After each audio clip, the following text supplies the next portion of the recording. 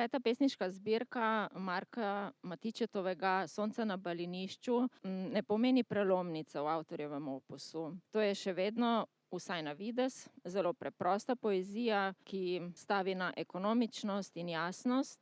Ne gre za strjevanje ali zgoščanje v kakšne komaj prepoznavne, zbite, zapletene misli, ampak za odbiranje najbolj navadnih, lahko tudi docela banalnih opažanj ali misli, ki prečijo pesnikov vsakdan.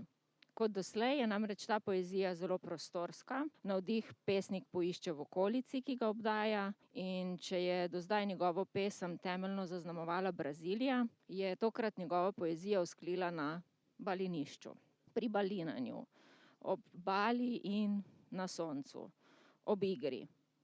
Pesmi Marka Matičetovega delujejo tako, kot bi ti jih povedal kak stari prijatelj, balinarski seveda, kot kakšna navodila za dobro igro. Igro, ki je življenje samo. Kot nasvet, kot sila preprosta, a resnična misel, ki je morala vse do sonca in nato nazaj na igrišče pod borovec.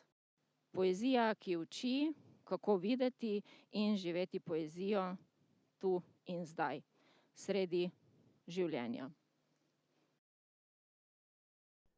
V morju se vidiš, ko si v morju, se ne vidiš več in ne veš več zase.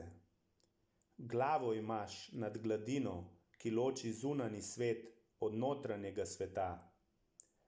Tvoj notranji svet za spremembo ni v tvoji glavi, ampak pod gladino v tvojem telesu, ki ne misli, ki lebdi v vodi, brez teže, brez napora, brez gravitacije.